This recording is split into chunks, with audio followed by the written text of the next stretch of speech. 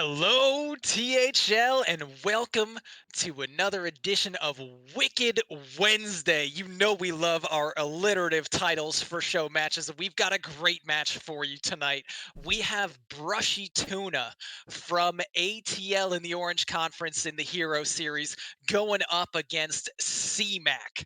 These players are both 4-1, and it should be an absolute barn burner. ATL with a slight lead in the series so far. So already the match is underway and looking important.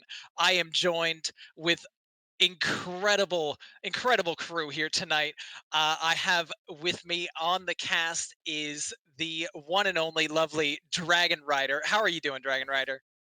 Well, thank you so much for that wonderful introduction. I am doing really well. It's been a long day of Hearthstone for me, but I am excited to close it out with some casting. I love casting and watching competitive matches, and this is definitely going to be an intense one. So I am excited.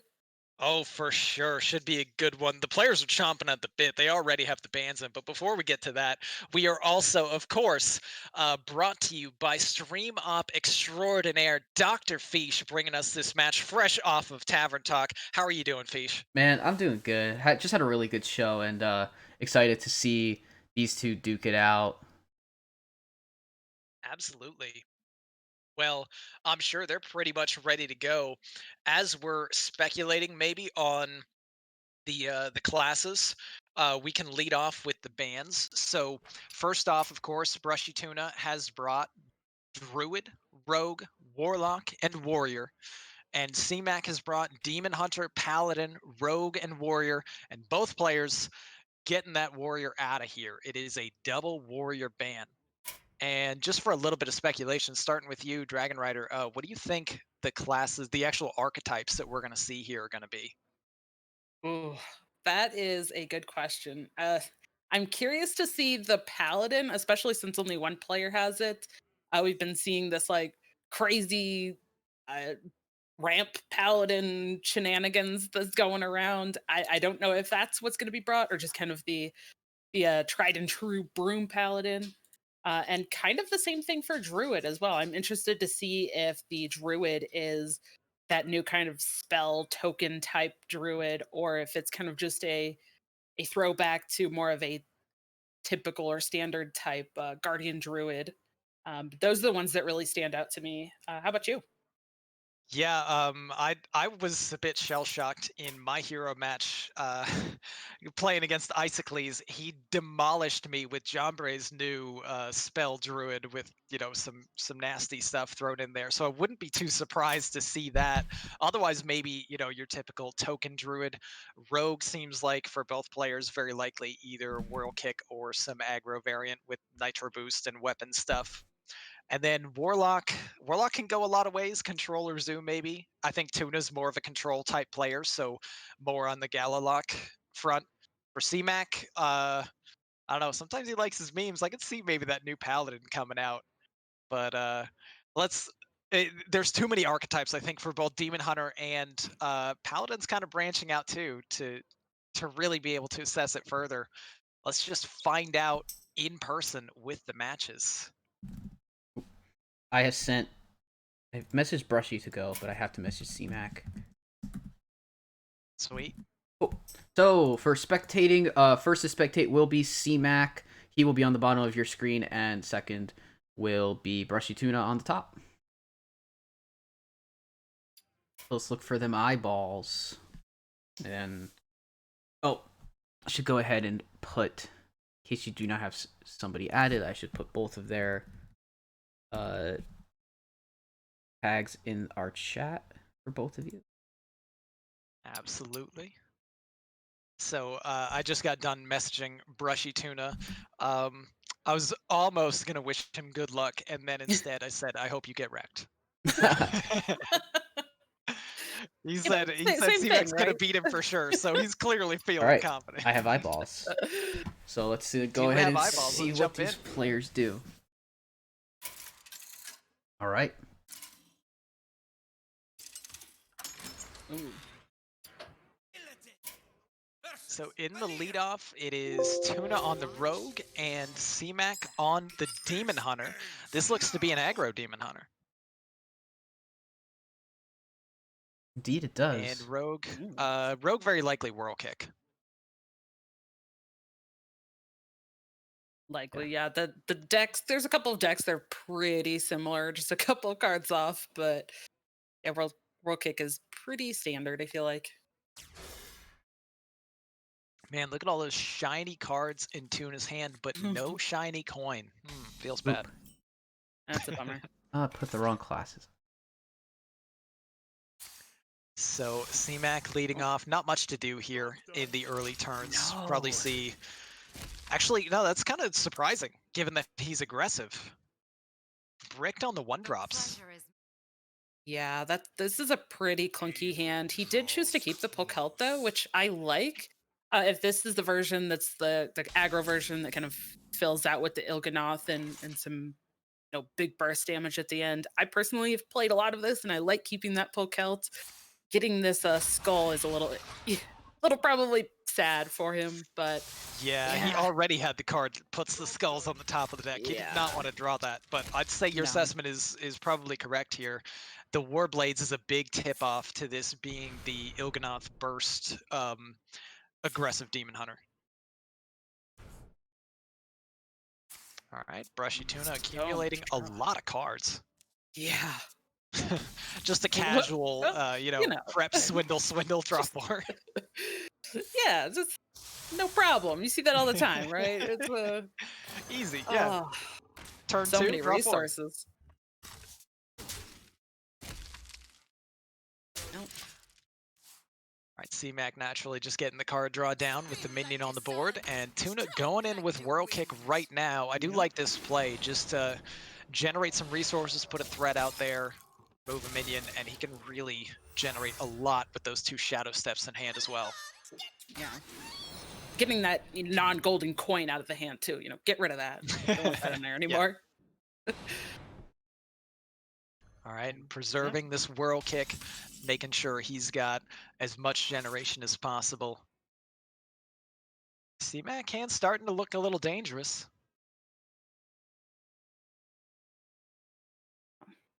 Could gamble on the Stilt Stepper, but it looks like he really doesn't want to.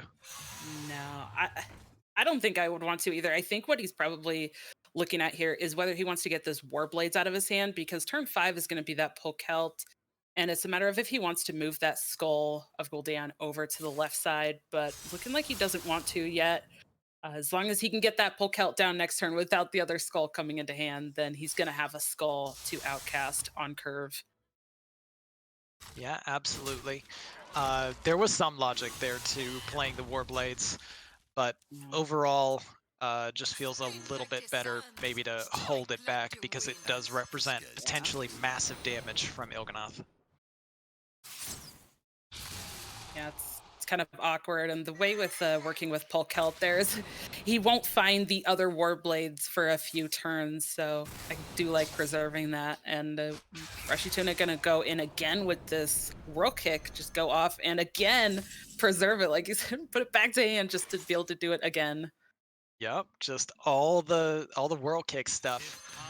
Clearing the board consistently, staying in good range, and CMAC now setting up the big power turn that's going to be a top deck Skull that will discount Il'gynoth and probably the Relentless Pursuits. Maybe the Warblades. It depends on how he built the deck, because some of the decks are running Kane or an Altruist potentially. Altruist, I haven't felt is a common inclusion in this, but we're about to find out. Let's see. Yeah, I feel like Kane is pretty decent, but I am curious to see how it's built. There's the Il'gynoth. There is the Kane, and a Relentless Pursuit. So no Altruist. That's the complete top end of CMAC's deck. So he is going to top deck a 3-mana card. And it will probably be Relentless Pursuit, maybe Stilt Stepper, maybe Warblades. Meanwhile, BrushyTuna just accumulating a lot of damage that's going face right now. This is so much damage. Why not? Just go ahead and freeze that Pokelt, that poor lone minion on the board. Just, Well, So if CMAC had actually just found one more good setup card, or actually wasn't running Kane, this could have been a lethal, right? With Il'gynoth, like if it instead of Kane being in the deck, if he wasn't run and it hit right. Relentless Pursuit, that just is, I think, a lethal with Il'gynoth. That's just how Yeah. crazy powerful this deck can be. But instead, it Yeah. looks like CMAC is probably going to have to heal here.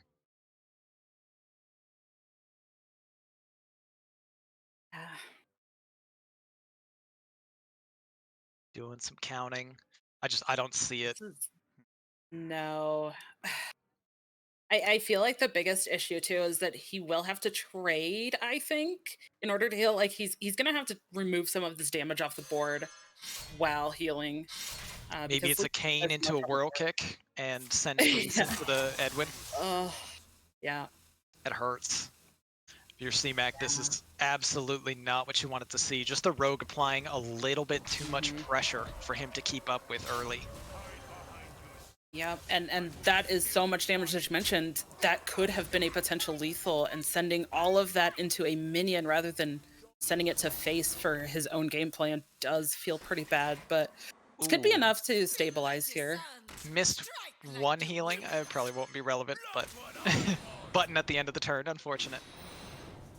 We gotta follow Interesting the he ROM chose to rules. ignore that whirl kick too, as Tuna's just going nuts with combo generation.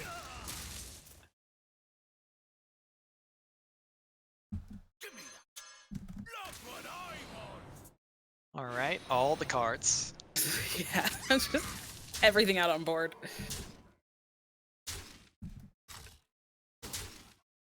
So I don't know if Skull picks up like second Warblades off the top.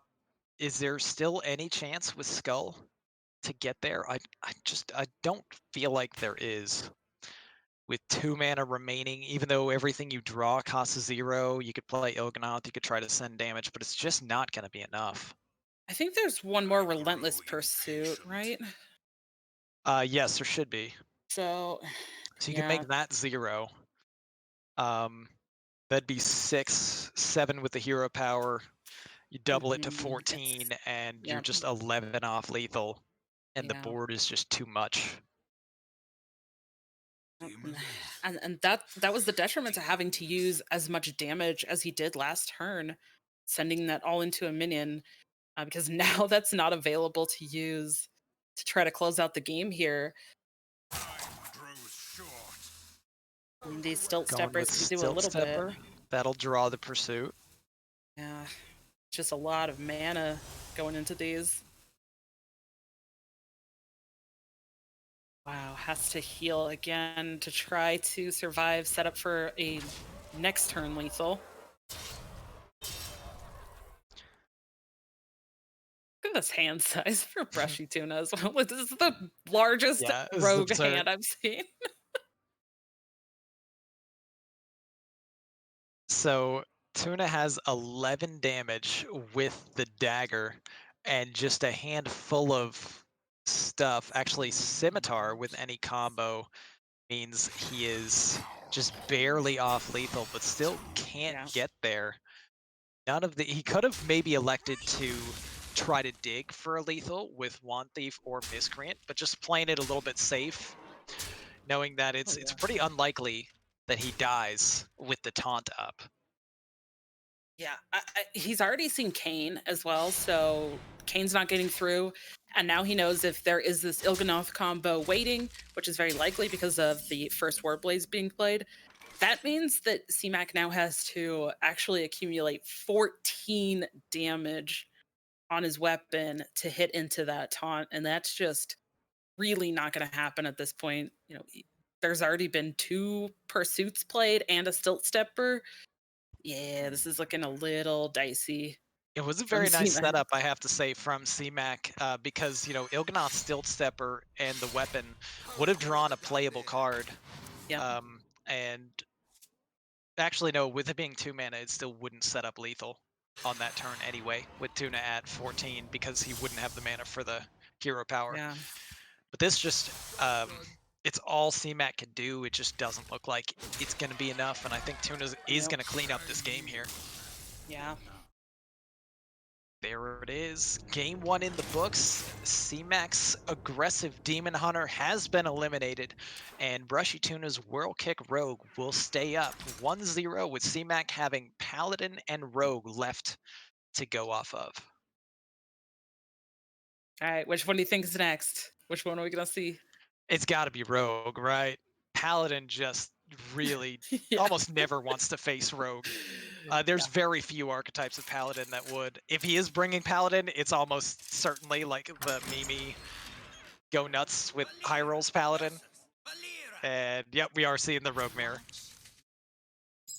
We have the 1000 win portrait and the level 50 portrait facing Nice. off as well. I gotta say, I was disappointed in the Rogue 1K win portrait. It just reminds me of the Halloween stuff. It's so funny. It's like people are on complete opposite sides of that. Either they hate it or they love it. Like there's nobody like it's okay. It's one or the other. Yeah.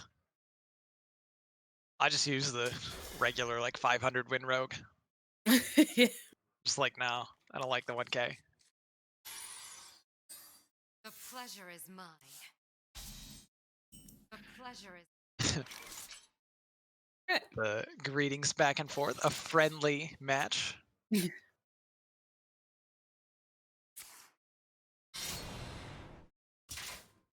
Yeah. I was gonna say that hand for BrushyTuna is looking slightly awkward. Oh yeah, he's messaging me to complain Sorry. about it right now. That's very brushy of him. It is. Yeah, this hand is not getting any less awkward for BrushyTuna. And Damn. just a real slow start. On the other side for CMAC, very nice option with the Foxy Fraud Yeah. Miscreant play. Yeah. Care to make a wager, friend? There could have been an argument for a questing turn, but I think without BrushyTuna putting anything on the board, the questing did get a little bit worse, and leaving the questing adventure at 4 health against another rogue is not the most ideal. No, you don't typically want that, but this now sets up very nicely for a questing turn. Oh yeah. With a backstab on a 3/2 minion along with the taunt lackey in hand and the coin. This questing can get huge fast. So we'll see if CMAC opts for it. Yeah, he's no hesitation. He's going for it. I mean, there's so many options. He can even coin if he really wants to as well. Yeah, I think I Going like that. on- Just make it as big as possible. I like getting the Yeah. cat down better than, you know, a witchy lackey for sure. Or freezing your own Yeah. thing. Yes, agreed, yeah. Plus, it's nice to see what you get because that could change your play for next turn as well. True. And Tuna maybe just has to rely on a J-bar high roll. He's going for the J-bar. Well, those are decent. Yeah, not bad. Pretty much has to pick the Adept so that the Scrap Golem soaks up the hit from the questing. Yeah. Or at least attempts to. We see the Brain Freeze in C-Mac's hand. And just stepping that J-bar. He's got another board in a box refill. Oh, Ooh. wow. Another shadow step here too for CMAC. Ooh. This questing is just going to be is so gonna get gigantic. unmanageable. Yeah. Oh my gosh, another brain freeze too. So much value. Yeah, this is looking is ugly insane. for BrushyTuna. Yeah. CMAC probably going to be shadow stepping this Whirl Kick as well. Yeah. Get the extra tick on the questing. Potentially could shadow step the taunt lackey just to get more health, but I think 11 is sufficient. Oh. Is he not going to shadow step at all? No, he's going to. Did end up missing 1 damage there. Yeah, interesting. It looked like he was briefly considering not Yeah. playing the step and then decided against it. The 1 damage is never relevant though, right? We'll see how that pans out in a couple of turns here. BrushyTuna did pick up a Shadow Step, so I mean, desperation play. Yep, just Yeah. here comes J-Bar again, I guess. But that I questing is don't- just too much. Yeah, I don't see anything else that Brushy really can Are do there any? there. Are there any 5 No. mana poison rush Oh. minions? Look at all those Only in banish our dreams. splashes. Oh yeah, those were not the minions that Brushy was looking for there. Sure, he was hoping for at least one taunt. Yeah, CMAC has a possible lethal here. It's not very likely, but I don't know, maybe he picks up an Eviscerate, could get there. Brain Freeze Still- just alone is really good, though. Yeah. I mean, he either clears out one of the minions if he hits the minion that was selected to die, or he freezes a minion that's not going to die. So yeah, pretty much a win-win either way. Kept guessing wrong on those Bander Smashes, though. Or, you know, just wanted to freeze them in the first place, which is also perfectly fine. There's just no way this 15-17 gets dealt with. You know, it might actually be better if they're frozen, because now it's just even harder for BrushyTuna to deal with this questing. Like, if it had died, there would still be 5 attack minions that could start to push through, but with it freezing, I actually think that ends up being better. Oh, there's an out. Okay. Tuna found a Wand Thief. He has the slimmest of chances. Oh. Found some freeze. I mean, you know, guess you have to take it, but it's not no what you want to see. Not at all. Questing's just too big. And the other minions on board are going to kill you. Yep. Yeah. CMAC was able to push enough damage earlier the last couple of turns that by this time it's kind of just too late. Yeah, Tuna taking the I found the lethal play. And there it is. CMAC gets the rogue through against the rogue. We are tied up 1-1. BrushyTuna with Druid and Warlock remaining. CMAC still with Paladin in his back pocket. And Rogue, of course, will stay up, this being Hero Series. That has to feel pretty good if you're CMAC too, though. Like, being able to tie up that score and not get swept is also a very, very good feeling. I feel like especially in Last Hero Standing, there is the potential for some sort of reverse sweep that CMAC could pull off, but we'll see. Yeah, I think that win was absolutely massive for CMAC in this series too, because if the Rogue had lost to the Rogue, his Paladin has to beat it. Yeah. He's just staring down the barrel of a likely sweep. Yeah. No, now we're going to get to see what this Warlock is. Looks like Galakron. Watch. Oh, BrushyTuna. Surprise, surprise. You brought control. Are we going to see any spice in there? Is it just going to be plain old boring Galakron? Hopefully he threw that new one in that puts primes in your deck. I love seeing what is in those prime boxes. Oh, yeah. I was casting your match, Dragonrider, pretty recently against Skittles, and I was so disappointed to just never see the prime. I think it was like game 3, like you had a chance of a sweep, and they were just hiding. I was like, "Where's the Solarian Prime? I want to see that. I want to see the shenanigans." The downside of Warlock. Well, maybe we'll get to see it now when we're casting together. There it was you go. saving it for this. Fingers crossed. Yes. All right, bit of a slow start from both players here.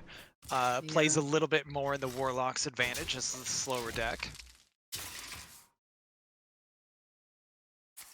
Yeah, and Tuna just doesn't have to do anything but continue to draw cards. CMAC finally picks up something he wants to throw on this board. Enables the Wand Thief combo as well. Let's see what it offers. Whoa. All right. You want something cheap or something real expensive? I don't know if I can resist the pyro. Yes, CMAC. Yes. Yes. Man after my own heart. There you go. Man after our own heart. Yeah, you just talked about how slow this game is. Like, we're getting to turn 10, so I mean, I think like it is objectively probably the right choice, Yeah. but even if it wasn't, I'm probably still taking it. So glad to see it taken. Oh, It's big like pickup. taking box when it's offered. We've got backstab, coin, brain freeze with the top decked Edwin. That's a big Edwin. Yeah. Doesn't really do all that much in a matchup against Warlock, but sometimes they just don't have the removal, and you might want to go for it. CMAC opting for the J bar here, probably the stronger play. Wow, those are some big minions. Yeah, they are. I like the choice too to it basically just chose the minion that had the weaker health, and I think this plays a little bit more around that dark skies. It's going to make it a little bit more awkward and difficult to remove that larger minion. Absolutely. The one other decision point looked like, did CMAC want to trade a 1/1 and a 1/1 and the last charge of the dagger, or opt Yeah. to use the backstab just to try to keep this board as big as possible to avoid Plague of Flames and other clears. Yeah. But BrushyTuna having enough of a clear just in the School Spirits and the Soul Shear to completely wreck this board. That's Yeah, there where, is a ton of removal in BrushyTuna's hand. yeah, it's just like right where Warlock really shines. Any board that Rogue is trying to make, Warlock's just going to try to get rid of it.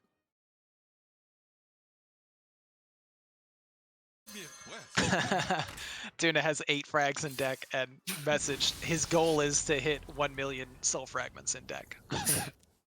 1 million. Oh, these are not the greatest. Ooh, that was a really ugly passage for CMAC. Yeah. It's funny how broken that card is in aggro rogue, and in world pick, Yeah. it's like, yeah, it's pretty good, but sometimes it's bad. Yes.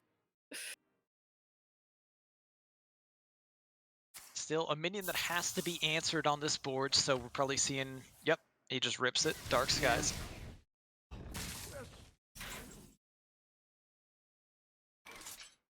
And what's also interesting, I think, about this matchup, Warlock can pretty much just count the threats and just deal with, okay, there's a questing. I saw one questing, that's one down.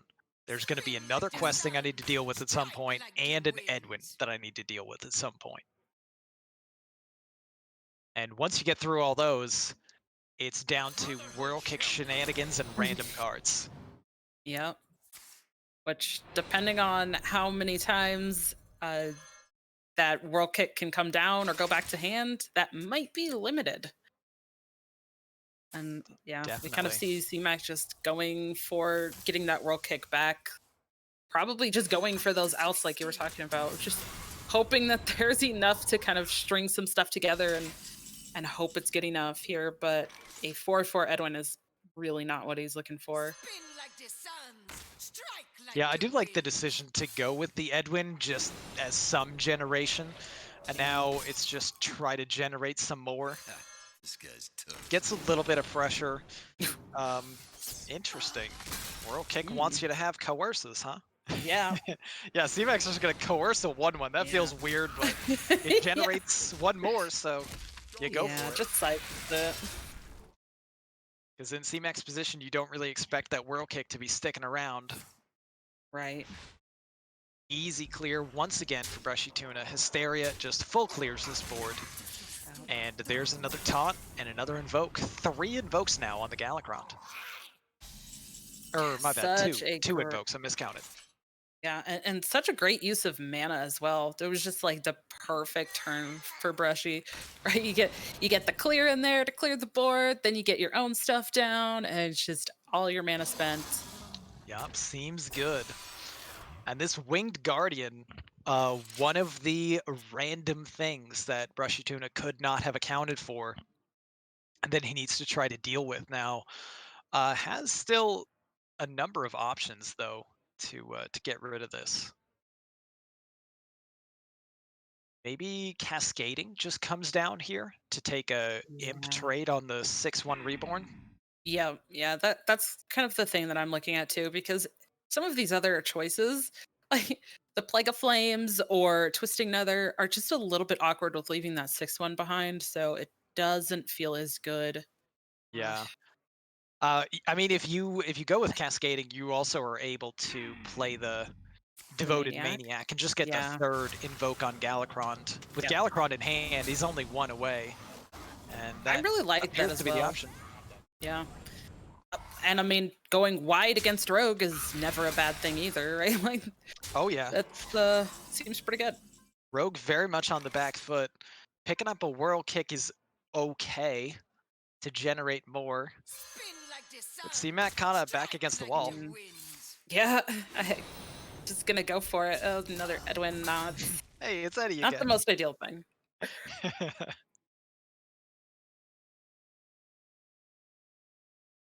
A really tough decision Go now for for CMAC.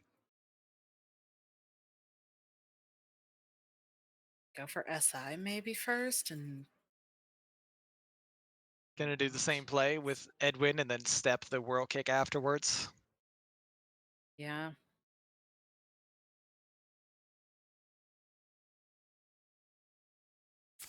Stepping We're gonna first do here. it first. Buff the Edwin a little bit more. Prioritizing an 8-8 over a 6-6 and an additional combo card.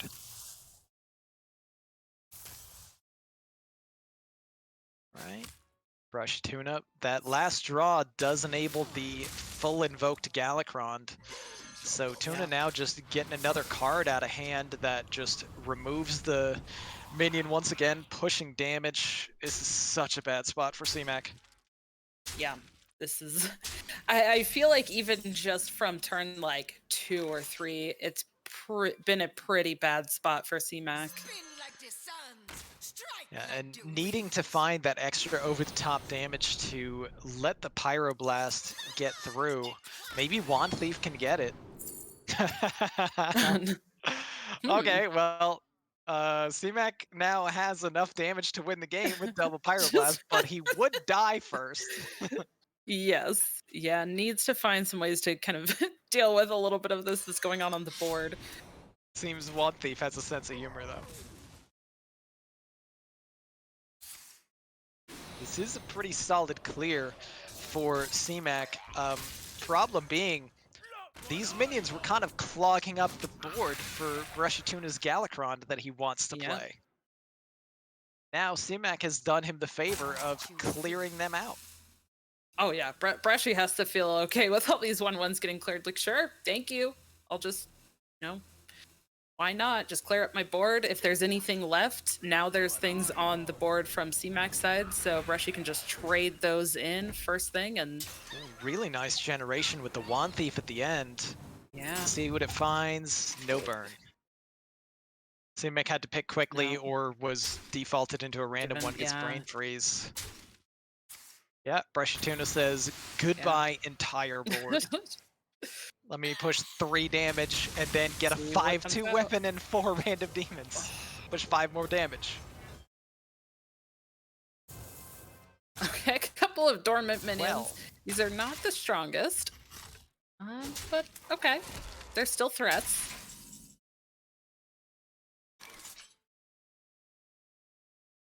Effectively at 21 health, just really starting to close the door on CMAC's chances, but he does have a lot of additional card draw to keep finding possible answers. Backstab is very nice against a 5/2.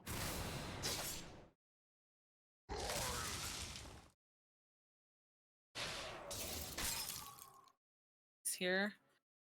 Going with Foxy Swindle, Foxy Miscreant, probably Foxy Miscreant and Prep Swindle. Oh, just wants SI now. Okay, going for damage. Saving Prep for Pyro. Probably saving Prep for the Pyro Eviscerate turn. So Pyro, yes. I mean, that just lessens the amount that CMAC has to push from board now. Still 3 off if BrushyTuna just plays it safe and continues to just clear every board. that CMAC ever presents. Oh, and the soul frags are well. huge here when CMAC's No, trying to more of 'em. set up the lethal. Oh, wow. Oh my Oh, gosh. all Well, the frags right off the top. oh my gosh. Yeah. Well, I'm sure Brushy feels good about that. That's, I mean, I mean, it was he already probably doesn't holding, know about Pyroblast, but yeah, but already holding Kronks in hand. You know, Tuna had so many ways of still oh just yeah. kind of getting out of a dangerous spot. Without the freeze, actually would have just had lethal himself with the Yeah. Kronks 5 damage, 5 heal. But you know, Rogue doesn't have a whole lot of healing. It could be tempting to just jam Kronks for the 5 damage, 5 heal right now, send the weapon, and just set CMAC to 1. Yeah. Could also just play it safe and take another clear.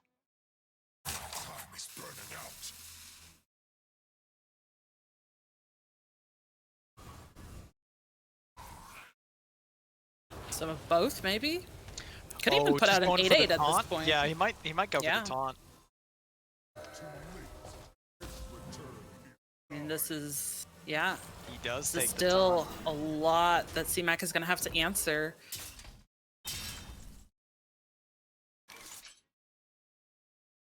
And we also know that this observer is about to wake up, Yeah. which means that it will wreck anything on CMAC's side that is 2 health or less. You see CMAX holding a kidnapper that can bounce the taunt back in the hand, although he also knows that the scrap imp will then buff it. Yes. Ugh. And just hanging out at 6 health. I mean, Kidnapper and Rush Lackey is enough to take lethal off the board at least. But I Yeah. just don't see it doing enough long No. term. Okay, wants to keep the 5-3 on the board. Gonna rush Yeah. the 1-1 into the Kronks. I like this. Yeah, and this speaks to what you already mentioned, that this observer is about to wake up, so trying to keep this on board. And it does, keep a 5 attack minion on the board as well. He knows that 8/8 taunt is in hand, which could likely just come back down onto the board again this following turn. Yeah, he's got a Soul Shear. Just jam a 10-9 Dragon and clear up the 5-1. There it is. Yeah. He's like, okay, cool. You bounced back my 8-8. Well, now it's a 10-9. Deal with it Yeah. now.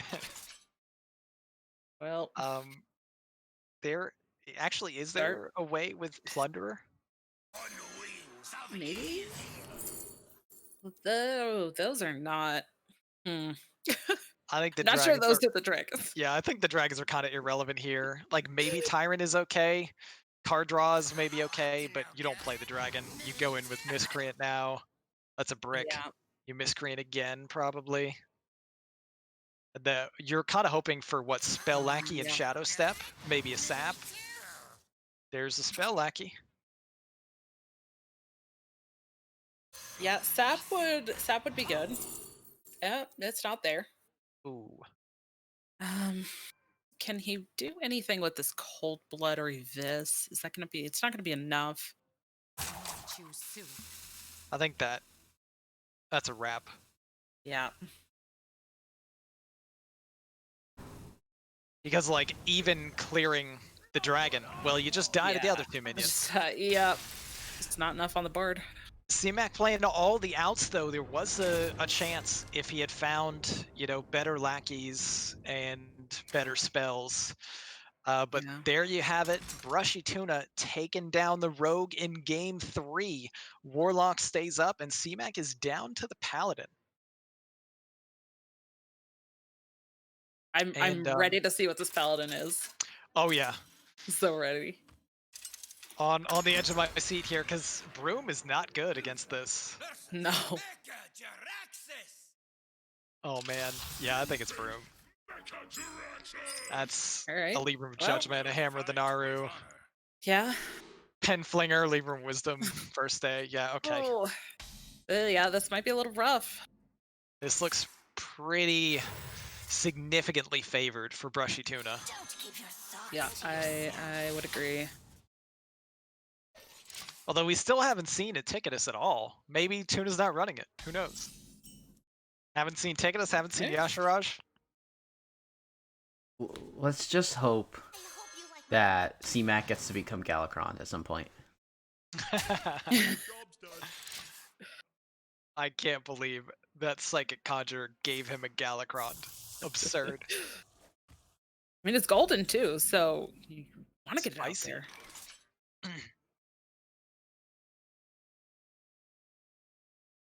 I'm here for the emotes that will ensue when Galakron gets played by a Paladin. Alright, CMAC early. Pretty decent start. Able to squeeze in some damage early. I like that a lot. Just try to put on some early pressure. Hope that can keep that momentum throughout this early part of the game and kind of start to close things down before there's enough removal. But there is a lot of removal in this deck that we've seen from BrushyTuna. Yeah, it's just all Galakron invokes and removal cards, Yep. basically.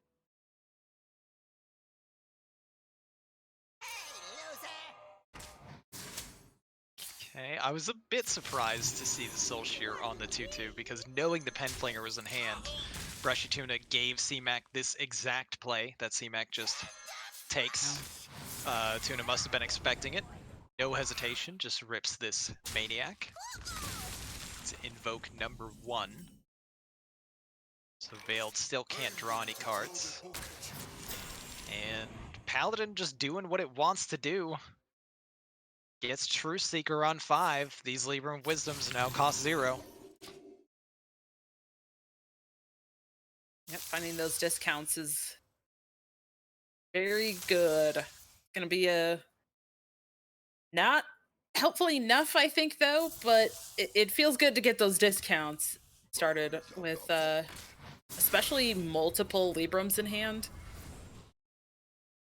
For sure. Yeah, I mean, this game could be going a whole lot worse for CMAC hand-wise. It still looks unfavored, but you never know. Yeah. Take out that biggest threat there.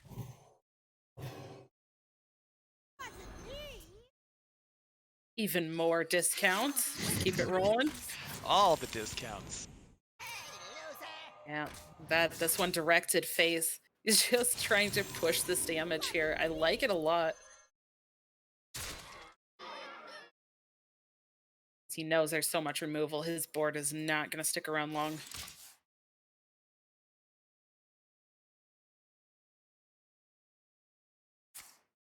Yeah, Tuna under enough pressure to just need to sack Pact right now for the heal, takes the Plague of Flames, and gets some card draw with the body.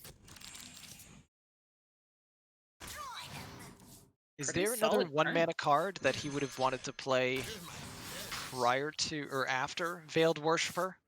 Bit surprised he didn't want to just play that Jailer first to increase the chances of drawing frags, but maybe he expected he'd draw Militia and didn't want to draw the Yeah. frags.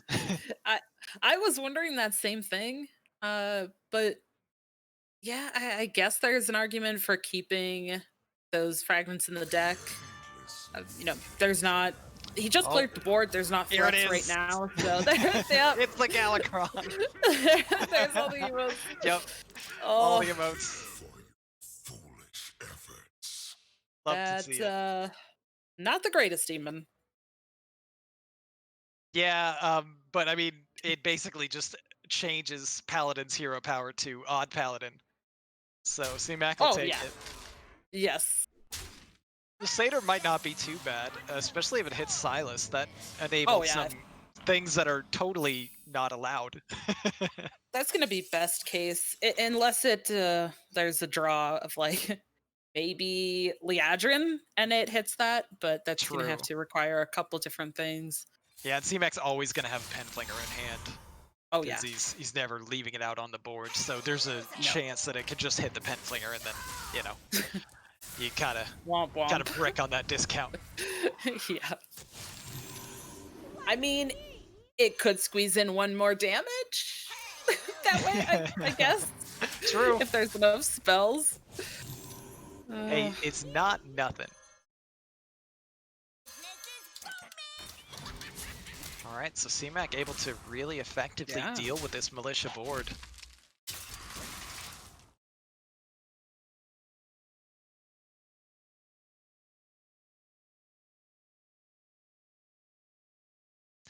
Now more decisions for BrushyTuna, leading with the coin here, going with more draw. Yes, I will destroy them. Let's see what we find. Invoke, frag card. A little bit of healing from frags right now. I'm starting to suspect, does he actually run Ticketus or He might Yasharug? Where not. are these cards? I haven't seen them at all. Is this pure Galalock? It's just good old Galalock. Is Brushy Ooh. making my heart sad with no Ticketus? Remains to be seen. In the meantime, though, CMAC probably not too thrilled about that discount hitting a broomstick there, Yeah. but it could be worse. Picking up the Libra of Hope is quite nice. Getting this big 8/8 Divine Shield taunt and healing down right now. Yeah. Has the option to actually use the 0-mana broomstick with the hero power if he wants. Is he not hero powering? I'm wondering if he wants to use this pen flinger because he could trade in. Yeah, it must be The trades, right, with 2/2s. Penflinger? Yeah. Although I don't know if that's better because those could go face. Was there board space to do the hero power as well? Well, I like weaving in Penflinger hits. It seems perfectly fine as well. Gets to push 2 face damage. Mm-hmm. I like it as well. Still keeps threats on the board, as opposed to kind of having to trade in both of those things. And I know BrushyTuna, I feel like he's probably a little bit tilted right now that he has not drawn his Galacrond, which is fully invoked, and he is facing off against his own Galacrond in a Paladin deck. oh, he's got his Galacron in there. Yeah, it's somewhere in the bottom 11.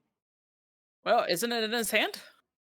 Oh, I didn't even I was see like, it. wait, am I looking at the wrong hand here? I think I see it in there. Yep, it is there. Okay, well, then he's probably much I less think- tilted.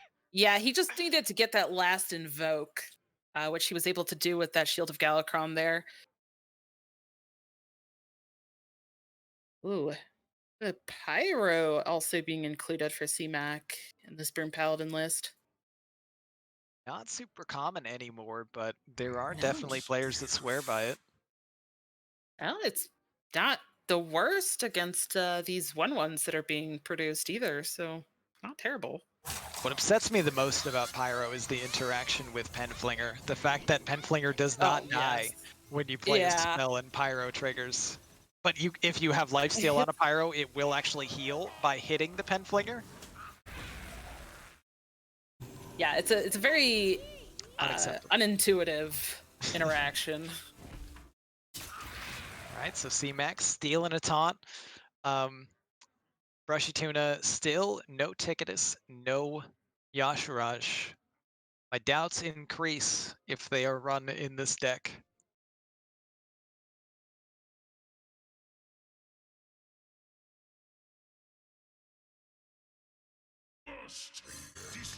Tuna was ever so close to a Hysteria clear. Just opting for the Galacron now, and those are pretty good. Those are decent, yeah. Oh, now we're gonna go for the Hysteria here.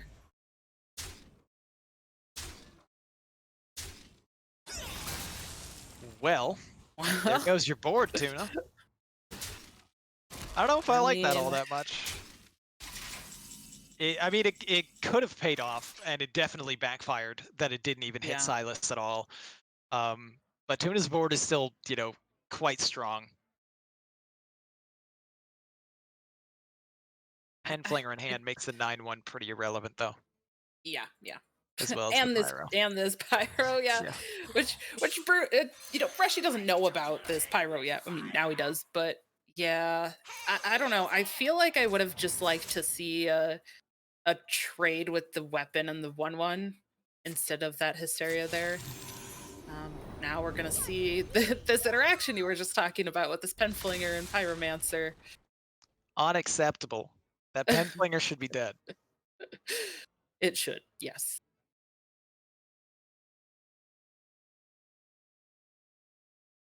All right, CMAC.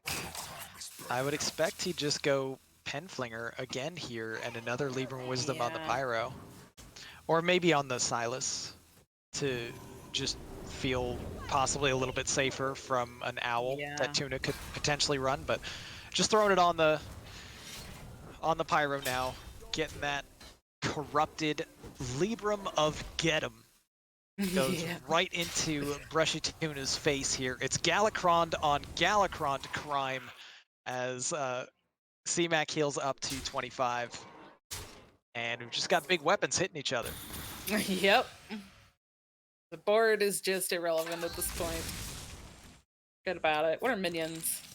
I know a sword. I mean, CMAX is pretty distinctly better with one more charge and lifesteal on it. The lifesteal is huge. Well, you know, why not? Brushy wants some lifesteal too. Just go ahead and draw those soul fragments. All right, I mean, he runs Cascading Disaster, right? He has to have Ticketus and Yashiraj in this deck. They just want to hide. So if BrushyTuna had drawn those cards earlier, which I'm assuming he has, Yeah. then this becomes a pretty fast blowout.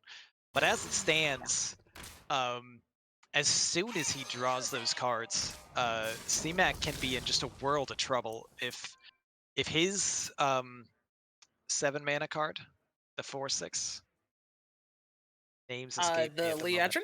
Liadrin, that's it. If his Liadrin does not get drawn before Tuna can corrupt and play a Ticketus, this is going to be like a no chance win for CMAC.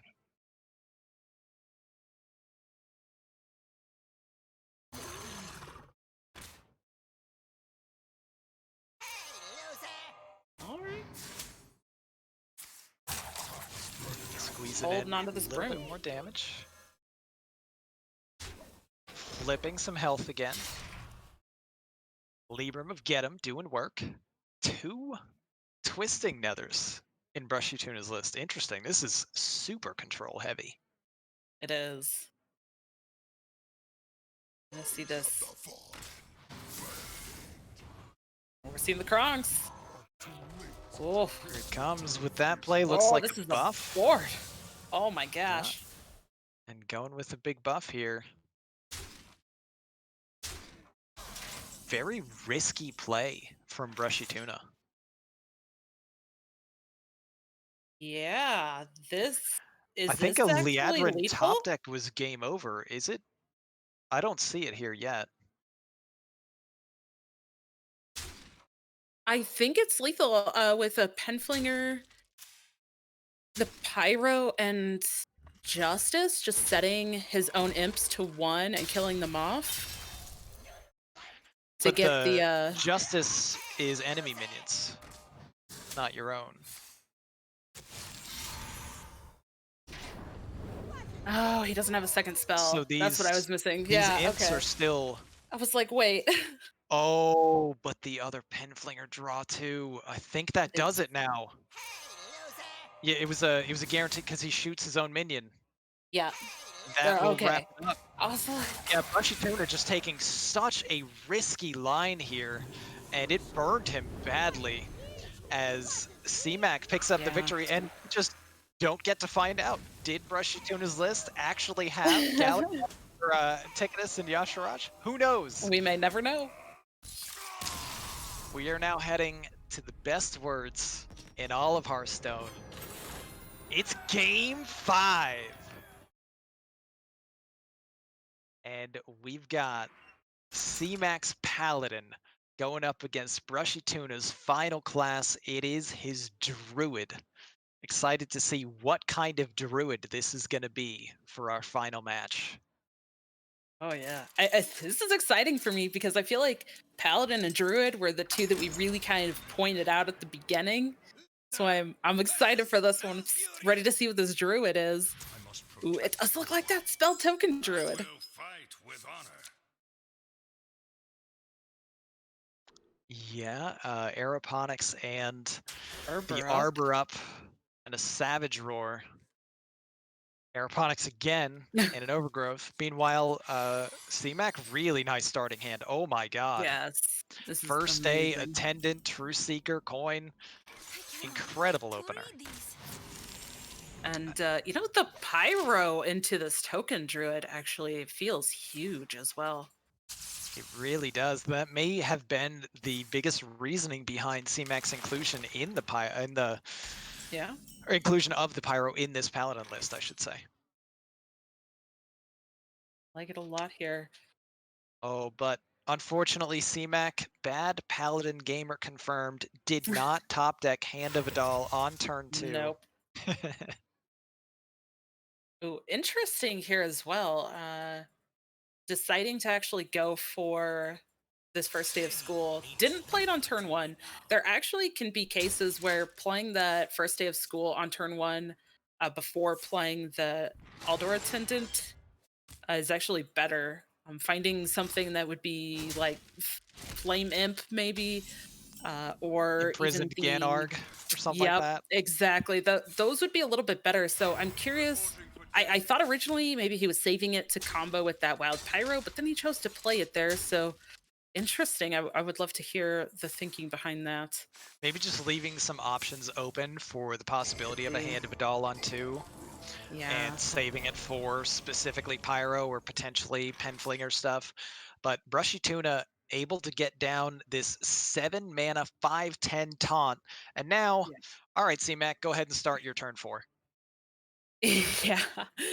And I also want to point out the Goru here is insane in this matchup because even playing the Libram of Justice, any of those tokens are still going to be at 2 health because of this Goru buff. So that is very detrimental to this paladin here. That is Absolutely. And very huge for Brushy. huge top deck from BrushyTuna Yeah. with the runic carvings. Able Oh to my actually gosh. get a free draw from aeroponics as well with these rush 3/3s that immediately follow Goru. Just a nasty sequence of plays here. Fungal Fortunes is insane as well with a small hand and picking up a solar eclipse for Arbor up in hand. Yeah. This could not go Well, much better for BrushyTuna. The soulbound Ash Tongue also sending so much extra damage CMAC's way. yeah, yeah, absolutely. This is the way that BrushyTuna wants this deck to be working. This is, you know, just like chef's kiss right there. This is how this deck is supposed to work, and it is going beautifully. But if you're looking at it from CMAC's perspective, it's a little rough. This is not really ideal for him at all. Yeah, and he's having to sacrifice a Penflinger as Yeah. well as, I guess, OG Penflinger in Elven Archer, just to clear up a little bit of damage. But this is 8 already being represented on the board. Wow. He just needs 10 more. He's almost there. Yeah, Tuna's just gonna buff and go face. Yeah. Nope. Well, fair enough. Respect the Penflinger. It's pretty smart I, trade. I mean, BrushyTuna is pretty far ahead. And like I mentioned, even if CMAC were to pick up a Libram of Justice or something here, then it's going to take more than that to get those treants removed off of the board. Yeah, pretty crucial though that CMAC did have Paladin's ultimate opener, because if this minion had, or if this Yeah. spell had not been discounted as heavily as it was, there was no chance that CMAC could have won Oh, this yeah. game. And as it stands, it Absolutely. still looks completely awful with a solar eclipsed arbor up, just mega buffing. Phew. I haven't done any counting, but this might actually be lethal here. It's a lot of damage. Seeing Well, I mean, the Tuna emote mode, coming I out think it's here. probably lethal. Yeah. Who needs math? It's overrated. Oh yeah, it's actually 10 over Way lethal. more. Wow. Oh my gosh. Well, Both of them played extremely well, though. They played to their outs. They tried to find what they could, but I feel like this was kind of a story of the matchups and just how those paired up against each other because it felt pretty rough in some of those scenarios. Man, Ron, we gotta bring this guy in now. I know, right? I can't believe yeah, it. let's get Brushy up in here. I'm very sad, but I don't get to talk to CMAC now. I have to talk to Tuna. Hey, there he is. All right, welcome, bud. Congrats. Congrats, Brushy. Thank you. Congrats. Thank you. I kind of feel sick with myself winning with that Druid deck because I absolutely hate Druid decks like that. But, sometimes you got to scam CMAC to beat CMAC. True. Yeah, it did some gross things, and that was just the example of its power level. Once again, Arbor Up is a nutty card, and when you pair it with double casting like Solar Eclipse, like we were looking at the final turn, I was like, I'm pretty sure he's just gonna go Solar Eclipse and Arbor Up, and that's a lot of damage. I haven't counted. Oh, it's 10 over lethal. Oh, right. Yeah, Okay, yeah. cool. Yeah, exactly. Oh wow. Any Yeah, comments though? I am curious. What is going on with that Warlock deck? Do we actually run Yasharaj and Ticketus? They just Nope. pieced out? You Okay. breaking my heart. Oh my gosh. I cut both of them. Jeez. Breaking Well, my that heart. explains why they just never were showing up. So I cut both because if he's the ramp paladin, I don't want Yasraj or Ticketus in those matchups. So I just want as much removal and as much control as possible because, like in the rogue matchup, Ticketus doesn't matter at all. Like True. they have like no cards when you cast Ticketus. So I was like, well, this is a matchup I don't want. So then I took a rough chance. I was like, man, I mean, this ramp pally's been picking up a lot of steam. Like everyone's playing on ladder, everyone's talking it up. I was like, and I don't want Ticketus in that matchup because if they tip the scales, they're already down to like 10 cards in deck. Gotcha. So so I cut the heavier end and just want like double twisting, double hysteria, like just a ton of removal to see if I can get there. Respect the bring, yeah. Yeah. Really good text. It paid off. Yeah, it paid off against Rogue. It felt good against the Rogue having all that extra removal. But then when I saw him penflinger me and I was like, man, I really wish I had my Ticketus right now. Yeah. Yeah, I was wondering about that. And I mean, that does kind of explain a little bit more your Kronk's play at the end that wound up giving CMAC the lethal. It looked like such a risky play. It didn't make sense with a deck that ran Ticketus and Yasharaj that was trying to find them. But given that you didn't have them, you just saw an opportunity to try to squeeze in some damage because things were going to get bad for you once Liadrin showed up. Yeah, I was like, either he has lethal this turn, or I need to close out the game like right now because Kronks was my last threat. So I was like, I don't think clearing the board like is gonna get me there. It might have, but I honestly don't because like he's got the better late game. So I was like, I need to just go for it this turn, see if I get there. But obviously, he had the second Libra of Justice, and it made me sad on the inside. But that was that was a nice lethal he had in that game. Yeah, props to CMAC for finding that one because that was a complex one. He didn't have any chance of getting there unless he just knew his deck well enough, or I guess had deck tracker up to know that Pride was guaranteed to draw him the other Penflinger, which would set up the lethal. Well, it shouldn't have been, right? He still had one Pride, one Penflinger, and one Broom. So there's a chance that he didn't get it? No, he only drew one card off of Pride when it died, and it was Penflinger. Oh, true. So he had some interesting. So he knew, like, beyond all shadow of a doubt, when I do this and kill my Pride, it gives me Penflinger, I have the lethal. So really well spotted by CMAC in that game. Yeah, absolutely. Yeah. It was an interesting text, too, to not run the double Broom, double stuff. So I don't know what his hand was. Maybe he was holding some of them, but he was holding another Broom, I believe. Oh, okay. Yeah. Well, that makes sense then. Well, I kind of forget.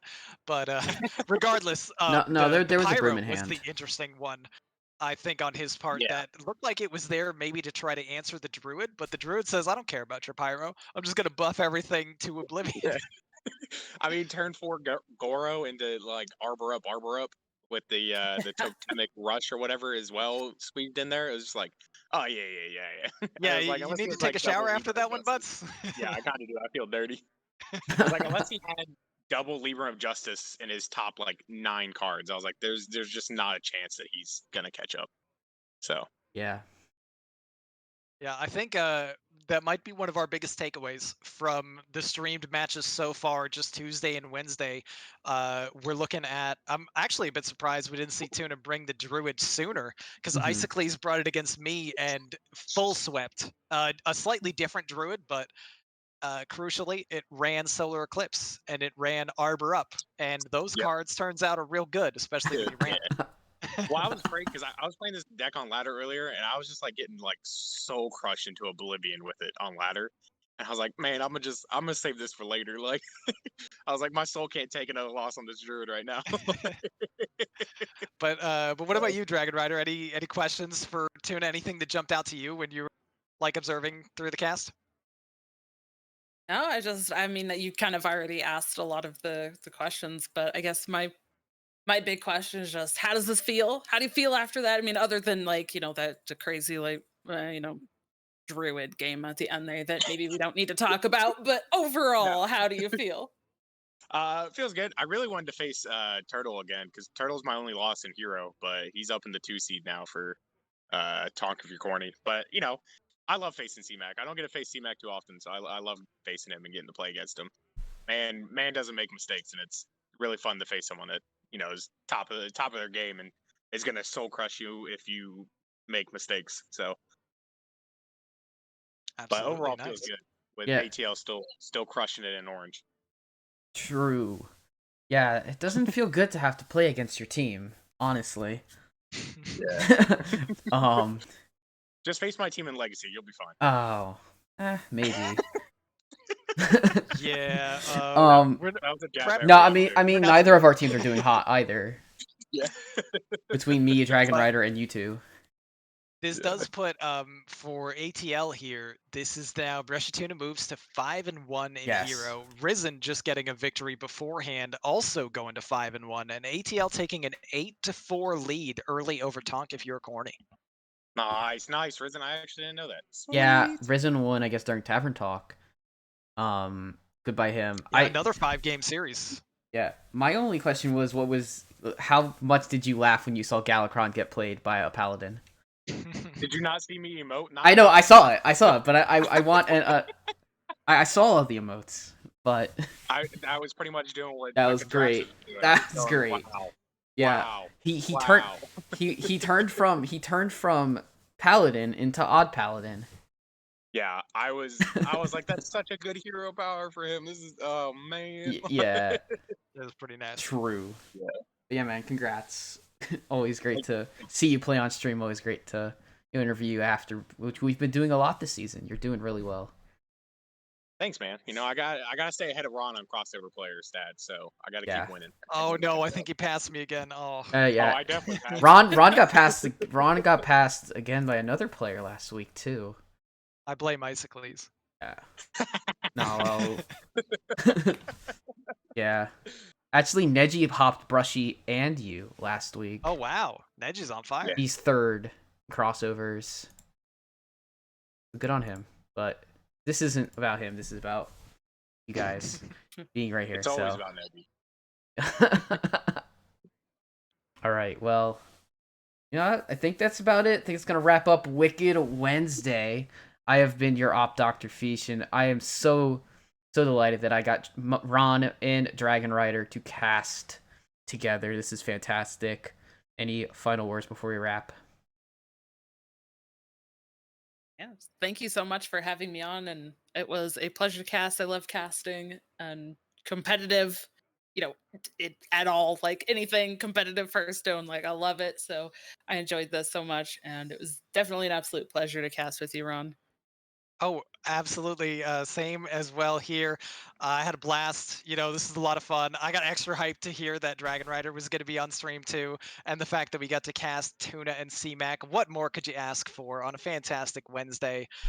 We appreciate all you guys for coming out and watching as always, and keep your eyes peeled to future posts in the THL Discord, on this Twitch channel, and otherwise, as we always have plenty of amazing Hearthstone content for you in the future. All right. Well, that's going to do it for us tonight. Come back tomorrow night, 8 p.m. for Thursday Night Throwdown. That's going to be Ron and Brushy casting. Matches are matches will be announced tomorrow by our lovely Opsaku. So we will talk to you all then. Stay safe and take care. Night, everybody. Yay.